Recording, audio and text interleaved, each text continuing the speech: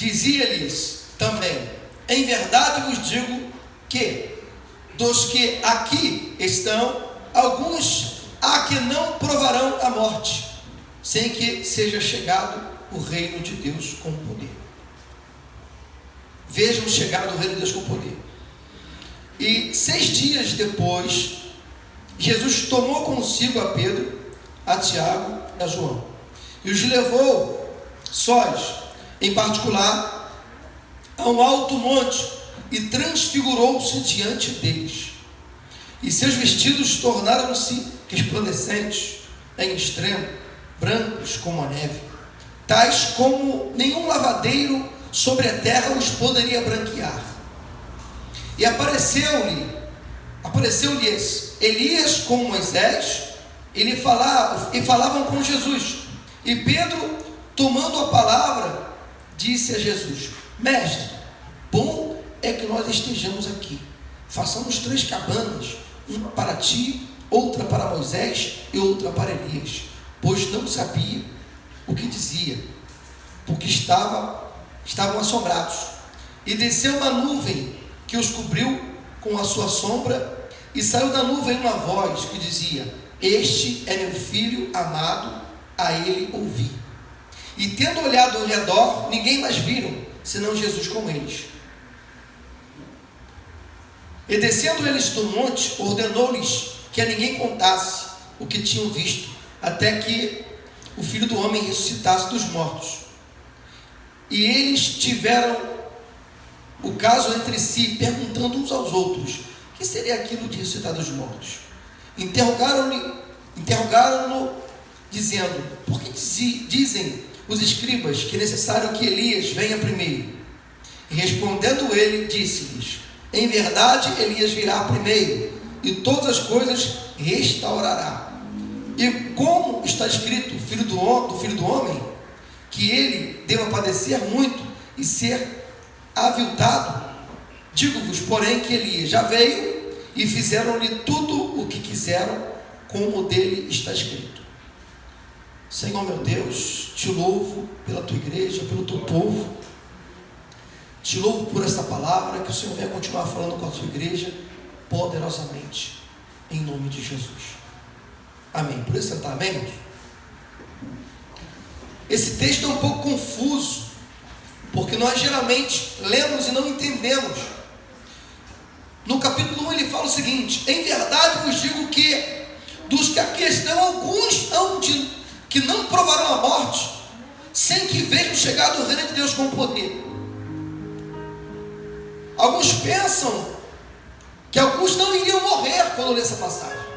Só que Jesus está falando o seguinte: alguns que aqui estão não irão morrer até que eles vejam com os próprios olhos o poder de Deus, do reino dos céus, se manifestar na terra com poder. Mas depois que vocês virem, vocês vão morrer. Alguns vão ver, outros não. Só que uma coisa interessante: Jesus, ele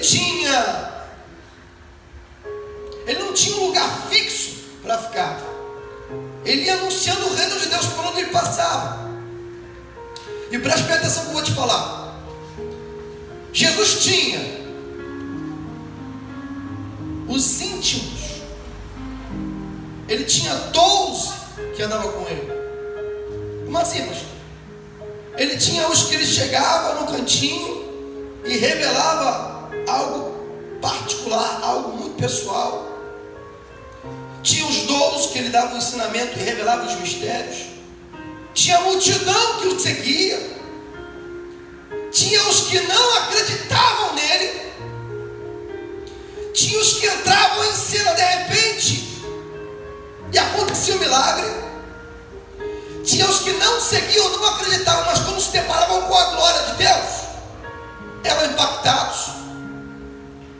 Só quero classificar aqui, nesse momento, 2 pessoas: os adoradores verdadeiros e os que não são verdadeiros. Jesus falou assim, Deus é espírito, e procura os que o adorem em espírito e em verdade. Se existe adorador verdadeiro, existe falso, amém? Amém, igreja? Mas o adorador falso é quem, pastor? É aquele que adora na falsidade? É aquele que é falso com o seu irmão? É aquele que trai o irmão? É aquele que finge adorar? Irmão, o verdadeiro adorador, ele geralmente tem uma característica única. Ele é incompreendido e ele é perseguido. Mas como assim, pastor? Geralmente, aquele que adora de verdade, ele é incompreendido e ele geralmente é perseguido, porque ele se conecta geralmente com o propósito de Deus. E quando é revelado o mistério que existe na vida dele ou dela, ele é fruto de perseguição, ele é perseguido, ele é caluniado. Só que me chama a atenção o seguinte, irmãos: Jesus ia no meio dos cegos, dos coxos, dos doentes, e nem todo mundo era curado, nem todo mundo alcançava o milagre. Exemplo: o homem que padecia 38 anos e jazia ali uma multidão de enfermos, e só um homem foi curado. Por quê? Tu acha que na rua do cego tinha só aquele cego? Tinha vários cegos, irmãos. Batia um papo um com o outro. Sabe por quê? Vou te falar. É interessante que eu vou te falar. A miséria é solidária. Meu Deus. Tu quer fazer amigo? Conta a história triste. Tu quer fazer inimigo? Conta a tua vitória. Tu faz inimigo, irmão. Como assim, pastor? Se você fala assim: irmão, eu estou feliz, meu marido é maravilhoso, meu emprego é maravilhoso, a minha faculdade, minha escola é maravilhosa, a minha vida tem uma bênção. E olha assim para os amigos que estão ao seu redor. Você vai olhar o semblante deles e vai começar a decair assim. Por quê? Porque a felicidade geralmente causa uma inveja. Estou te mandando a gente invejoso. Não, é natural do ser humano ser assim. Mas quando você se conecta com o seu propósito, você não inveja nada e nem ninguém. Porque você sabe o seu lugar no reino de Deus. Eu gosto de louvar, mas eu adoro a Deus. Aí alguém vem e canta bonito, outro vem e treme tudo. Aí você fica tranquilão. Sabe por quê? Quando você adora, você canta para Deus, você louva a Deus. Mesmo que você não cante bonito, você se sente satisfeito porque o seu propósito está sendo cumprido. Você se encontrou com o seu propósito, porque o Senhor Jesus, Ele te conduziu ao propósito. Onde o Senhor quer chegar, pastor? Vou te explicar. Dentre os 12 que estavam com Jesus, Ele tinha que escolher 12 para cumprir com as tribos levíticas. As tribos que existiam, os levitas, as tribos de Israel, as 12 tribos de Israel. Ele teve que escolher 12. Tanto que ele teve que escolher 12, que quando um se perdeu, ele teve que jogar a sorte, para que um fosse escolhido para representar as tribos de Israel. Um do nada se tornou apóstolo. Jogaram sorte e se tornou apóstolo, tipo aquele apóstolo relâmpago. Tem ninguém, vem tu. Não passou nada, não padeceu nada, não aprendeu nada, de repente sou um apóstolo para compor a escola apostólica. Tá, pastor? Qualquer um pode ser apóstolo? Pode. Qualquer um pode ser multidão? Pode. Qualquer um pode ser um curado? Pode. Qualquer um pode ser alguém que entra no cenário e recebe milagre? Pode. Quando Deus vê a verdadeira adoração no coração. Tu compreendeu ou não compreendeu? Mas não pode ser íntimo de Deus quem não arde diante do Senhor. Como assim, pastor? Chamou Pedro. Quem era Pedro, irmão? Quem era Pedro, irmão? Cachaceiro, forrozeiro, bagunceiro, pescador, empresário, enérgico, sanguíneo, um homem. Todo mundo, vou lavar os pés. O meu não. Pedro, se eu não lavar teus pés, não tem parte comigo. Não, Senhor, não só o pé, como a cabeça e o corpo todo. Me banhe. Quem fez isso, irmão? Quem? Quem dentre todos pegou uma espada e jogou na cabeça do romano? E fez assim, ó, para matar o romano. Não toca no meu mestre. Só que o romano treinado, tu acha que o romano fez o quê? A escola romana era bem treinada. O mal fez assim, ó. Quando ele fez assim, a orelha voou. Quando voou, Jesus falou, colou a orelha. Aí o mal sentiu uma espadada na orelha, a orelha no chão, meteu a mão e falou, tá aqui, tá no lugar. Aí eu te pergunto, por que Jesus colou a orelha de mal? Porque se um soldado romano passasse na marcha, na cidade conquistada, e você ficasse no caminho, você era esmagado. Se você apresentasse alguma arma diante de um soldado romano, resistisse, matasse, fizesse qualquer outra coisa, você era morto na hora, executado na hora. Era a ordem de Roma. Eles não tinham pena de ninguém. Eles eram cruéis, treinados para aquilo. E Jesus sabia que se mal perdesse a orelha, Pedro estaria condenado à morte. Tanto que ele falou assim, olha, o diabo pediu para te cirandar, mas eu roguei ao Pai por ti, Pedro. O diabo estava te cirandando para te matar, mas eu falei, Pai, não, Pedro não, Pai. Mas ele está cirandando Pedro, não, mas Pedro não, Pai. Não, então tá bom, então fica de olho nele, fica de olho em Pedro, porque Pedro vai aprontar uma que o diabo está cercando ele. Foi essa, espadada era a morte certa. Não era hora de Pedro, colou a orelha. Ele fazia parte do círculo íntimo, repita comigo, círculo íntimo de Jesus. Só participa quem tem coração quebrantado, fervoroso, temente e sincero. João e Tiago. João e Tiago saíram da cidade. Os fariseus jogaram pedra em Jesus, cuspiram em Jesus, jogaram Jesus fora da cidade. Sai daqui, vai embora. Aquele João que falou, filhinhos, amai-vos uns aos outros, porque Deus é amor, e quem não ama não conhece a Deus. Esse João, esse mesmo, falou assim, olha, quer que clamamos a Deus para que desça fogo do céu, para que mate todos eles, como Elias fez? Ele falou, calma, João, não sabeis que espírito sois, João.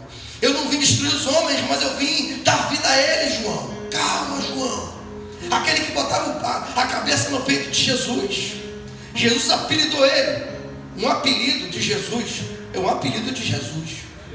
É um apelido de Jesus, irmão. Quem queria que ser apelidado por Jesus? Eu queria, irmão. Um irmão perguntou uma vez, aí, a Bíblia fala que Deus se arrepende. Se arrependeu de ter feito homem. Mas o arrependimento da coisa do homem, eu falei, rapaz, o arrependimento de Deus é tão sublime que até para se arrepender como Deus você não tem condição, porque os atos de Deus são tão sublimes, irmão, você não tem ideia. O arrependimento de Deus não é igual ao seu. Você comeu chocolate, comeu pizza de noite, está de barriga cheia, fica lá, estou arrependido. Deus não é assim, irmão. Amém? Deus não erra. Sabe quando Deus arrependeu do homem? Vou te explicar. Quando o homem se tornou mal sobre a terra. Foi feito um experimento por um psicólogo em 1970 na faculdade de Stanford, onde alguns estudantes eles eram pagos $15 por dia para escolher ser prisioneiro e outros serem guardas. E alguns, achando que ficou legal, falaram assim, eu vou ser guarda. Não, você vai ser prisioneiro. Todo mundo quis ser prisioneiro, todo mundo. Só que um falou, isso aqui vai ser guarda, esse aqui é prisioneiro. Vamos jogar na sorte. Jogaram a moeda, pum. Bom, escolha essa cadeira aqui para ser prisioneiro, esse aqui você guarda.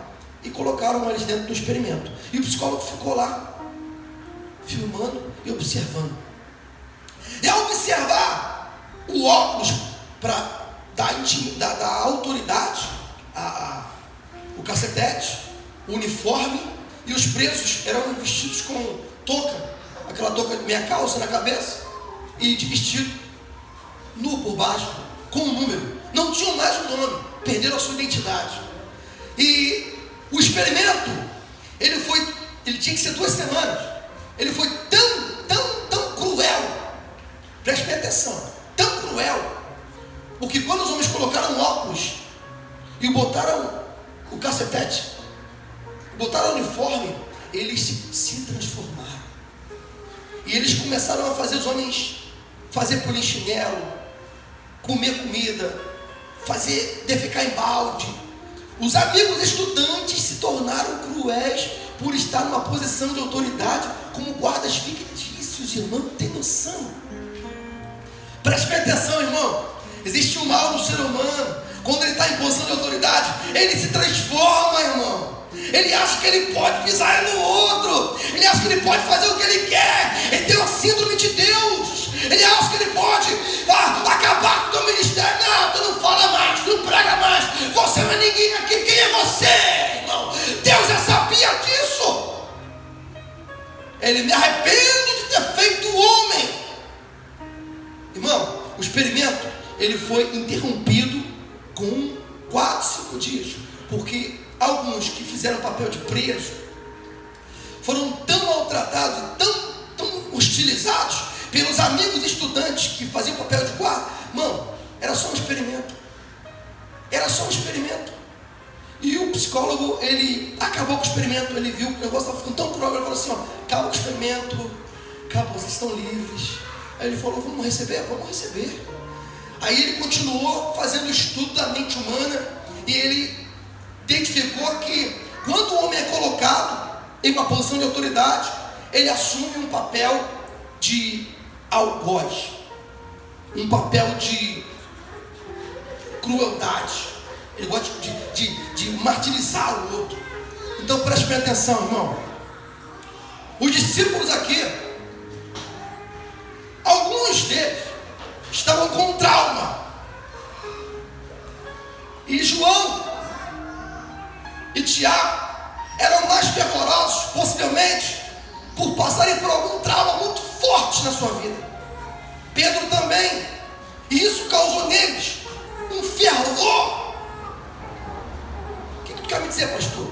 Que o trauma que você passou vai te fortalecer e vai te tornar um adorador melhor, meu irmão.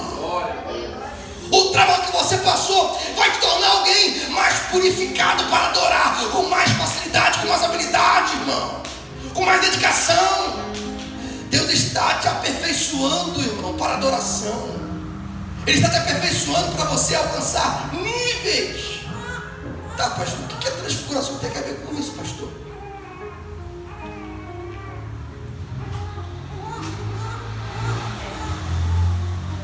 A transfiguração, irmão, diz o seguinte: chamou Pedro, Tiago e João e levou em particular ao monte alto, e na frente dele ele se transformou.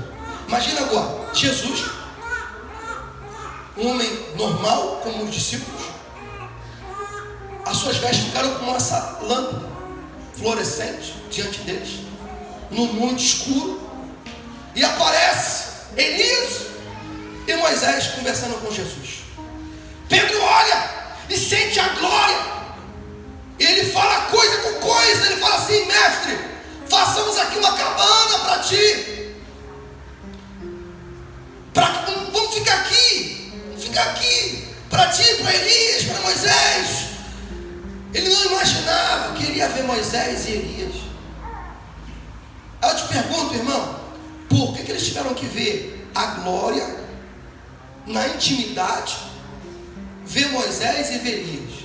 Elias representava a lei. Não, a lei não, os profetas. E Moisés representava a lei. Ou seja, a lei e os profetas estão com Cristo. E para falar isso, a nuvem desceu, e no meio da nuvem o pai ainda fala: esse é o meu filho, ouvi. Para confirmar, para aqueles três, se os 12 não tinham intimidade, os três, eles viram coisas que nenhum viu. Ele falou: depois que eu for glorificado, depois que eu ressuscitar, você fala para os outros discípulos, não conta aquilo que eu te revelei. Preste bem atenção, irmão. Tem coisas que Deus vai falar com você, tem coisas que Deus vai falar com você no pé do seu ouvido, e você vai ter que ficar quieto. Você vai ter que guardar com Deus. Sabe por quê? Deus vai fazer coisas, e tem que fazer coisas que muitas pessoas não podem ouvir. Eu não te falei que a miséria é solidária? Eu não te falei isso? A miséria é solidária. Se você sentar na rua ali e começar a pedir esmola, vai aparecer do seu lado e falar assim: e aí, tá conseguindo quanto já? Consegui tanto. Ih, vou ficar aqui do teu lado para pedir também. Agora fala assim: vamos ler esse livro, vamos acordar cedo para a gente fazer aquele curso, para a gente pegar naquele batente pesado, para a gente vencer. Vamos para aquele treinamento, vamos começar a ler a Bíblia e jejuar, vamos começar a pagar um preço, vamos para a consagração, ficar 2 horas de joelho clamando, Pai, babando o céu todo, gritando, falando com Deus, vamos. Ninguém quer ir. Por quê? Por quê? É preço. Ninguém quer pagar preço, mas quer receber vitória. Não existe vitória sem preço. Que isso, pastor? Mas ele pagou um preço na cruz para a salvação. Deus quer de você um posicionamento. Aonde você está no reino de Deus? Quem é você? Multidão? Aquele que vai chegar no cenário acreditando? É aquele que é íntimo de Jesus, que ele te revela as coisas porque você é confiável, você vai guardar o segredo, você vai ouvir de Deus de verdade, você vai fazer a coisa acontecer quando a hora certa chegar. Irmão, deixa eu te falar uma coisa. Se você for andar com alguém, e se alguém não é positivo, sai de perto dessa pessoa. Ou senão você se enche de positividade e invade essa pessoa com a positividade. A Bíblia fala assim: as más conversações corrompem os bons costumes. Preste bem atenção. Más conversações são palavras de negatividade. Eles ardiam cada vez mais diante de Jesus. Então os 12 viam os três diferentes. Falavam: caramba, por que vocês andam com Jesus? Vocês estão tão apegados, vocês ardem mais, vocês clamam mais, vocês são diferenciados. Porque Jesus revelava a eles coisas que não revelava aos 12. Porque eles eram melhores? Não, porque eles eram piores. Como assim, pastor? Porque eles sabiam que eles eram dependentes de Deus. Você sabe que você é dependente de Deus? Né? Você se deu conta disso? Você se deu conta que você, pela sua capacidade, a sua intelectualidade, porque você é isso, você é aquilo, você não consegue alcançar coisas de Deus? Porque as coisas de Deus são espirituais. Elas precisam de um empoderamento seu, pessoal, para que você venha se esvaziar de você mesmo e você fala assim: não, eu preciso de Deus, eu quero Jesus, eu preciso me humilhar diante do Senhor. Irmãos, eu aprendi uma coisa: tem coisas externas que não podem invadir o meu interior. Eu não posso deixar as coisas externas, as coisas daqui, da terra, as coisas humanas, acabar com a minha fé, com a minha crença, com aquilo que eu acredito em Deus. Às vezes eu converso com alguns pastores, eu conversando com eles, eu começo a falar, eles falam, a gente fala. Daqui a pouco eu vejo um olhar morto assim, ó. Eu vejo uma vida morta assim, sabe? Eu vejo uma falta de Jesus na vida do camarada. Eu falo assim: cara, eu posso perguntar assim: tu é crente mesmo? Tu serve a Deus de verdade mesmo, camarada?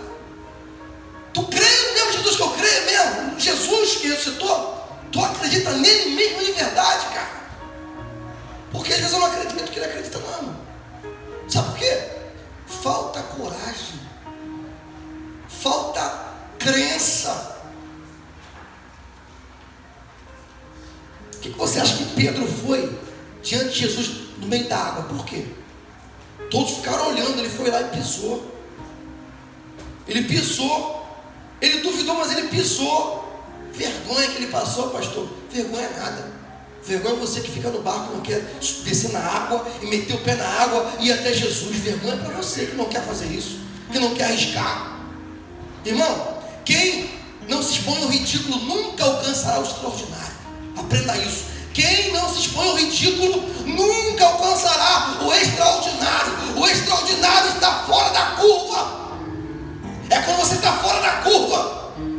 É quando você faz a diferença aonde você está. Quando você é diferente aonde você está. Mas para isso você precisa buscar algo diferente de Deus. Você precisa buscar, irmão, andar 2 milhas. Quando te mandam caminhar 1 milha. Jesus deu a planta todinha para a gente, né? Aquele que te pedir emprestado, não pega de volta. Aquele que te pedir uma veste, dá 2 para ele. Aquele que bater no rosto, dá outra face. Então Jesus mandou te virar banana, foi isso, pastor? Não. Ele te deu a planta de como receber a intimidade. E quando você toma um tapa no rosto e não revida, Jesus revida por você. Você tem um Senhor. Ai, pastor, é demais. Querido, eu não estou falando literalmente tapa. O tapa pode ser uma palavra. O tapa pode ser uma afronta. O tapa pode ser uma perseguição. O tapa pode ser alguém te caluniando. Hoje o bullying é virtual, irmão. Hoje o bullying não é vai, cabeçudo, vai, não, o bullying é virtual, irmão. Cria um bullying, joga na rede, acabou a tua vida e tu fica lá dentro do quarto, ó. Aí você vai deixar isso acabar com a tua vida? Não vai. Sabe por quê? Porque você crê em quem? Você crê em Jesus. Você crê no Mestre. Irmão, o Evangelho tem que sair da religiosidade. Tem que sair daquela coisa de que você tem que ser aquela pessoa que anda como as pessoas querem que você ande. Irmão, você tem que andar como Jesus pediu para você andar. Como assim? O Senhor mandou eu usar saião até o pé, cabelão sem cortar e não usar nada. Então faça. Jesus mandou eu andar assim, assim, assim. Ande. Agora não vai falar para mim que Jesus mandou você andar com roupa de like, de estresse coladinha, não, que não está não. Não é assim que eu conheço, não. Não é não. Passa no lugar e todo mundo fala, gata, que isso? Uau! Fio. Não. Aí não. Aí não é Jesus que está te conduzindo não, irmão. Amém? Porque o meu Deus é santo. Ele é separado. Amém, igreja? Igreja fica calada com essa palavra, né? Fica calada, ninguém dá glória, maravilha. Mas eu não estou aqui para te agradar. Eu estou aqui para pregar a palavra. Eu estou aqui para falar para você que Jesus só vai te tirar para a intimidade quando você pagar um preço, quando você estiver disposto a levantar e subir um monte alto com Ele e ver coisas que os olhos dos homens não conseguem ver. Você só vai ver coisas espirituais quando você pagar um preço no mundo espiritual com Deus. Esse preço se paga orando, jejuando, clamando, evitando algumas coisas, alguns amigos. Amém, igreja? Perca amigos, mas não perca a comunhão com Deus. Que isso, pastor? Perca amigos, mas não perca a comunhão com Deus. Perca amizades, perca família no caso. E os inimigos da casa serão quem? Os do próprio lar. Por quê? Porque de repente você expressa uma fé e a pessoa fala que você é louco, sendo que Jesus falou o seguinte: para amar o próximo como a ti mesmo. O que é isso, irmão? É você se colocar no lugar do outro. Sabe o que é isso? Vou explicar a você. Aquela pessoa te persegue, aquela pessoa te calunia, aquela pessoa te ataca, e você fala mal daquela pessoa, sendo que aquela pessoa está passando por problemas emocionais, problemas pessoais, dentro do seu lar, na sua casa, problemas financeiros, e você não sequer buscou saber o problema que aquela pessoa está passando, para tentar entender o problema daquela pessoa, para se colocar no lugar dela e falar: não, ela está com a cabeça cheia de problema, eu não vou revidar não, porque Jesus me deu sabedoria para poder entender aquilo. Amém? Amar o próximo como a ti mesmo é isso, é se colocar no lugar do próximo, é você tentar buscar o entendimento daquele próximo, é você tentar se colocar no lugar dele, na posição dela. Amém? Então que você venha buscar essa intimidade com Deus. Irmão, quanto mais eu ando com alguém, mais me pareço com ele. Se você anda com o Espírito Santo, se você anda com Deus, se você anda com Jesus, você vai parecer com ele. Se você anda com gente faladora, fofoqueira, futriqueira, caluniadora, falso profeta, mentiroso, gente para baixo, gente que não tem energia, irmão, em nome de Jesus, irmão, a Bíblia é uma bomba atômica, irmão. Tem energia com Deus, irmão. Amém? Amém, amém, irmão? Amém. Dobra o joelho com vontade, irmão. Fala: Deus, eu estou aqui, me ouve, meu Pai, na hora, irmão, a coisa vai esquentar para você, e você vai sentir a glória de Deus na tua vida. Mas tem que chegar confiante. Estava lá, Gideão, malhando trigo no lagar. Senhor é contigo, varão valoroso. Está escondido. Está vendo a terra como está, não? Aí, parece ter gafanhoto na terra, os inimigos. Que a gente planta, ele vem e destrói. Que a gente bota para criar, ele vem e mata e come. Como o Senhor é conosco? Como? Paz, o Senhor é contigo. Ou seja, Deus vai te chamar no momento que você menos espera. Tem dia que eu venho para o culto, irmão, vou te falar, e aqui Deus me renova, sabe? Aqui Deus me enche da sua glória. Sabe por quê? Porque eu começo a ver que os meus problemas não são nada diante das pessoas que estão precisando de Deus. Tem pessoas que estão precisando de Jesus, irmão, de uma palavra, precisando de um alento, de um abraço, de você estender a mão. Não se limite a vai quem quer. Não se limite ao seu trabalho. Não se limite à sua rua. Não se limite, irmão, ao seu percurso de trabalho, casa, igreja. Não se limite, irmão, à sua rede social. Existem pessoas que precisam ouvir de Deus através da tua boca, porque só você tem a vivência, o problema, a dificuldade. Só você sabe aquilo que você venceu, a guerra que você tripudiou, pulou, avançou, a fase que você passou. Já passou de fase, irmão? Já passou de fase? Vou te passar mais ou menos como é que funciona passar de fase. Existe o crente que ele é menino. Sabe o que é aquele crente menino? É aquele que nunca vai alcançar intimidade, porque ele está sempre no meio da multidão. Sabe por quê?